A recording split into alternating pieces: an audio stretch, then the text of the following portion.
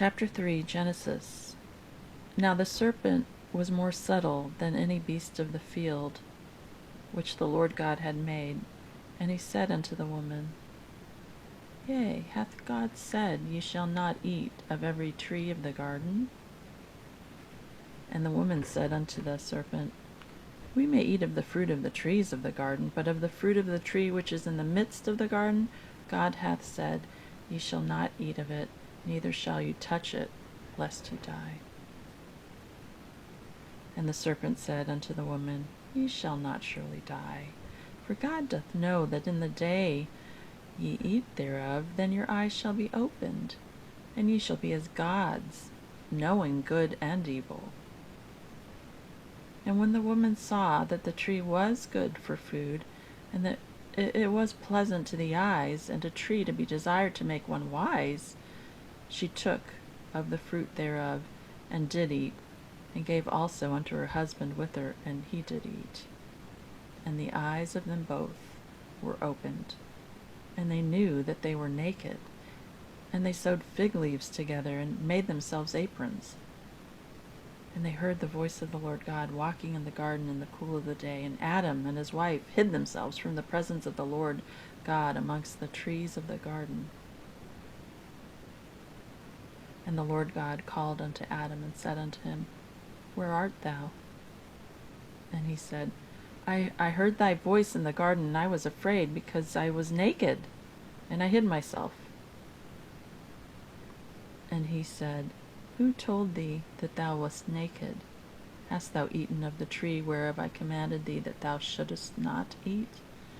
And the man said, The woman whom thou gavest to be with me, she gave me of the tree, and I did eat.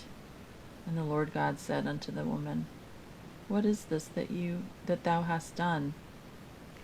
And the woman said, The serpent beguiled me, and I did eat. And the Lord God said unto the serpent, Because thou hast done this, thou art cursed above all cattle, and above every beast of the field. Upon thy belly shalt thou go, and dust shalt thou eat all the days of thy life. And I will put enmity between thee and the woman, and between thy seed and her seed. It shall bruise thy head, and thou shalt bruise his heel. Unto the woman he said, And I will greatly multiply thy sorrow and thy conception. In sorrow thou shalt bring forth children, and thy desire shall be to thy husband, and he shall rule over thee. And unto Adam he said, Because thou hast hearkened unto the voice of thy wife, and hast eaten of the tree of which I commanded thee, saying, Thou shalt not eat of it, cursed is the ground for thy sake. In sorrow shalt thou eat of it all the days of thy life. Thorns also and thistles shalt it bring forth to thee, and thou shalt eat the herb of the field. In the sweat of thy face shalt thou eat bread, till thou return unto the ground, for out of it wast thou taken, for dust thou art, and to dust shalt thou return. And Adam called his wife's name Eve, because she was the mother of all living. Unto Adam also and to his wife did the Lord God make coats of skins, and clothe them. And the Lord God said, Behold, the man is become as one of us, to know good and evil. And now, lest he put forth his hand, and take also of the tree of life, and eat, and live forever.